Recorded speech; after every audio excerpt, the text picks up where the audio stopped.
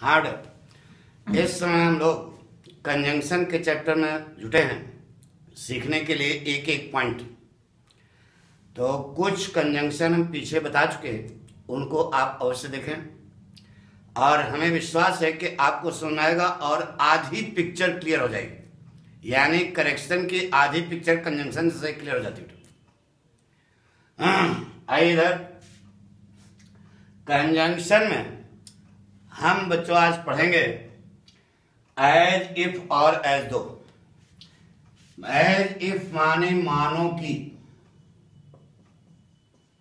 और एज दो माने मानो की, दोनों का अर्थ एक होता है। एज इफ एज दो दोनों का अर्थ क्या होता है? मानो की। अब इधर देखो, एक वाक्य होगा, एक वाक्य होगा, जो वाक्य ढंग बताएगा उसी के पहले ये लगा होगा।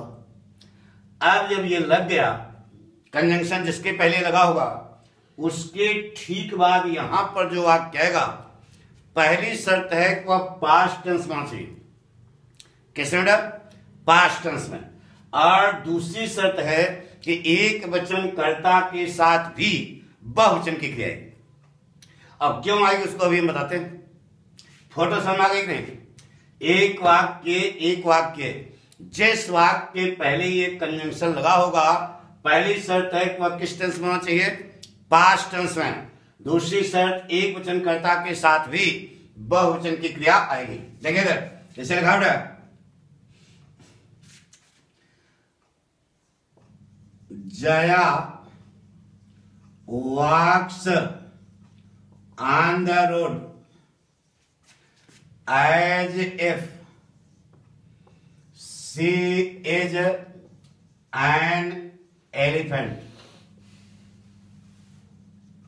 यह वाक्य है, Jaya walks on the road as if she is an elephant। ये लिखा हुआ है। अब पहली बात देखो, एज इफ माने मानो की, यानी कि आगे कल्पना की जा रही है। कल्पना की जा रही है, कपोल कल्पना तो हमेशा किसमें होगी? पास्ट टेंस में होगी। तो पहली बात तो यह इज जो आपने लगाया यह गलत है। इधर कोई भी टेंस होगा इससे आपको मतलब नहीं है। जहां पर यह एज इफ या एज दो लगेगा, इसके ठीक बाद यहां जो वाक्य आएगा उसमें वह पास्ट टेंस में होगा। पहली बात तो इज लगाया हो, यही गलत है। इज नहीं होगा, क्या होगा? वाज होगा, पास्ट टेंस हो गया। लेकिन अभी वाक्य गलत है बेटा, वाज भी नहीं होगा।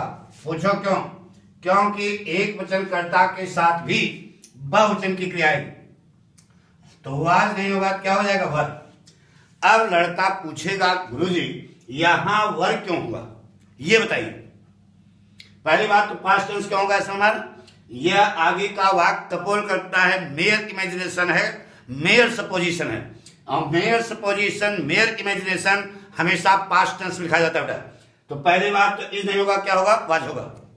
अब दूसरी चीज है कि वाज भी नहीं होगा, क्या होगा? वर होगा। तो लड़का पूछ रहा है गुरुजी वर क्यों होगा, ये बताइए। अच्छा बताओ बेटा, जया कौन है? लड़की होगी ना, ओरिजिनल। अरे मोटी तगड़ी है, जया मोटी तगड़ी है, खाते पीते परिवार की है, भारी भरकम शरीर है, तो लड़की है ना। लेकिन ओरिजिनल क्या है? लड़की है, लेकिन उसमें देख क्या रहे हो आप? हाथी। तो यानी कि सी में आपको कई चीजें दिखाई दे रही हैं, दो। एक तो लड़की ओरिजिनल है और दूसरा उसमें हाथी भी तुमको दिखाई दे रही है। तो सी कई वचन हो गया? द्विवचन हो गया। यह कारण है कि यहां पर वाज नहीं होगा, क्या होगा? वर होगा। आ गया होगा समझ? जैसे कहा बेटा, Ravi works hard, Ravi works hard as though ना बेटा he is an ant. Ant माने चींटी। रवि कठिन परिश्रम करता है, एज दो माने मानो की। तो मानो की मतलब मान लिया, मतलब कल्पना किया। तो पहली शर्त रटा न करो, समझा करो। पहली शर्त यह कल्पना करे तो इसका मतलब मेयर इमेजिनेशन है, तो यह जाएगी किसमें? पास्ट में। इज नहीं होगा, क्या होगा, वाज होगा। वाज भी नहीं होगा। क्यों? क्योंकि ही में आपको दो चीजें दिखाई दे रही हैं।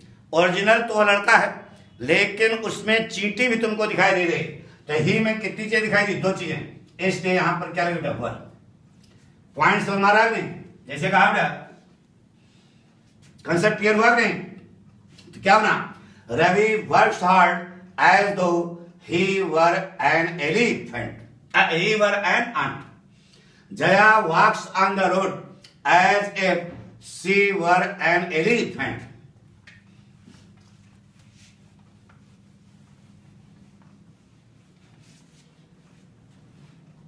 Shikhavda. He puts on clothes. He puts on clothes as if he is a girl. बताइए सही है गलत है? गलत है बेटा। वह कपड़े पहनता है मानो कि वह लड़की हो। अरे यार, रामदेव वाला वहां जो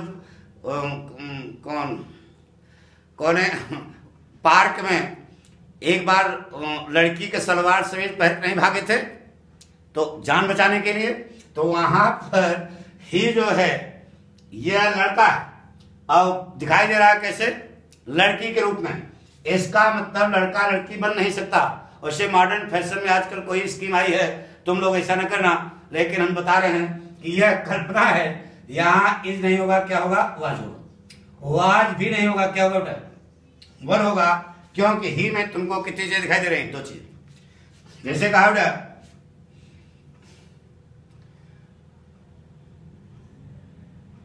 Ram ran fast as though, as if, as though लगा दिया। आगे he is a deer, deer माने हिरन। तो बताइए राम हिरन है क्या? नहीं है। इसका मतलब यह हुआ कि यहाँ कपोल कल्पना है, इज नहीं होगा, वाज होगा। वाज भी नहीं होगा, क्या होगा, एक वचनकर्ता के साथ भी बहुवचन की क्रिया आएगी, तो क्या लगाना पड़ेगा, वर। पढ़ो बेटा, बन गया। He puts on clothes as if he were a girl. He runs fast. वह तेज दौड़ता है मानो कि वह एक हिरन हो। आ गया हो, इसे कहा गया, It seems to me as though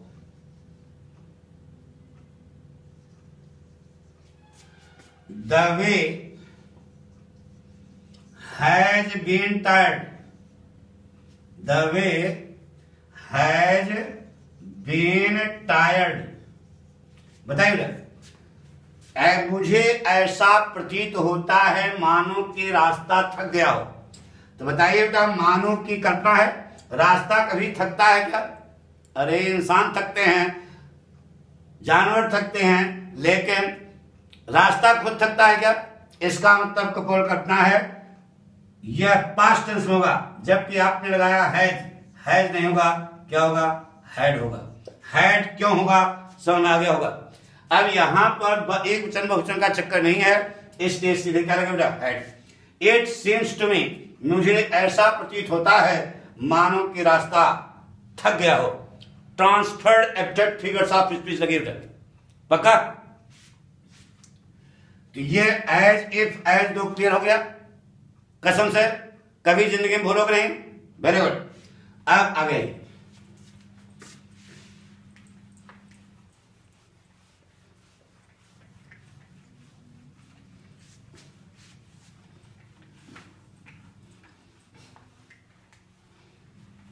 अगला पॉइंट है सिंस और एज। इन दोनों का अर्थ होता है चूंकि। क्या अर्थ होता है, चूंकि। इनके बाद एक वाक्य होगा, सो लगा होगा, इनके बाद भी एक वाक्य होगा।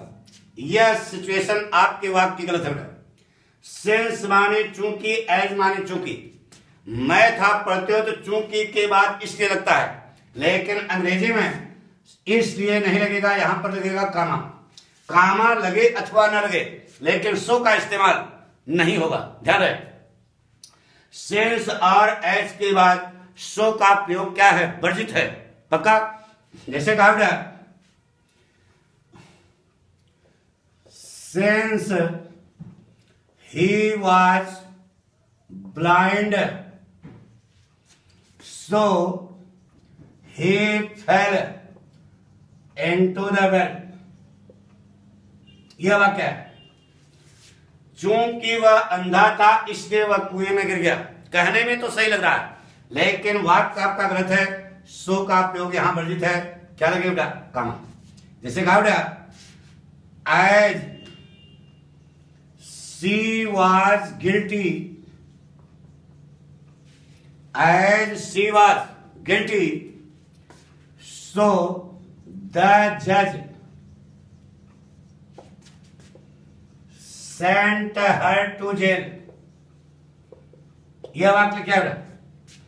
चूंकि वह अपराधी थी इसलिए जज ने उसे जेल भेज दिया।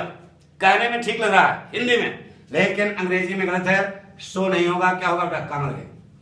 As she was guilty the जज सेंट हर टू जेल। चूंकि वह अपराधी थी जज ने उसे कहां भेज दिया? जेल भेज दिया।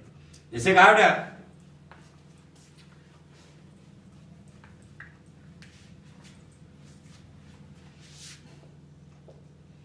Since Priya was ill. चूंकि प्रिया बीमार थी so she did not go to office. यह वाक्य है। सिंस चूंकि प्रिया बीमार थी इसलिए वह ऑफिस नहीं गई। आपका वाक्य गलत है बेटा। सिंस के बाद सो का प्रयोग वर्जित है। क्या लगेगा? कामा। चूंकि प्रिया बीमार थी वह ऑफिस नहीं गई, बीच में इसलिए नहीं लगेगा क्योंकि हिंदी नहीं है, अंग्रेजी है। थोड़ा सा स्पेशलिटी तो है ही है भाई, तभी तो जाकर के ऑल ओवर वर्ल्ड फेमस है ना। पक्का? जैसे कहा बेटा as as he was careless so he failed in the exam। यह वाक्य है। चूंकि वह लापरवाह था इसलिए वह परीक्षा में क्या हो गया? फेल हो गया। आपका वाक्य गलत है क्योंकि एज के बाद सो का प्रयोग वर्जित है। क्या लगेगा? काम। तो ये जहां पर चूंकि अर्थ आएगा वहां पर इसके एज के आगे सो का प्रयोग नहीं होगा। लेकिन ऐसा नहीं है कि एज के बाद सो का प्रयोग नहीं होता। एक पॉइंट और डालो, एक पॉइंट लिखना पड़ेगा। लिख लो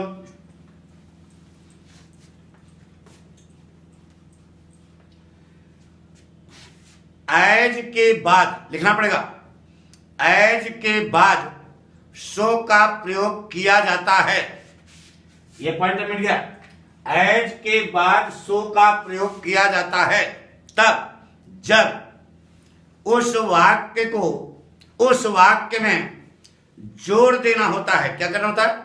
जोड़ देना होता है। जैसे कि आप कहावत आप सुने होंगे, जैसी करनी वैसी भरनी ना बेटा।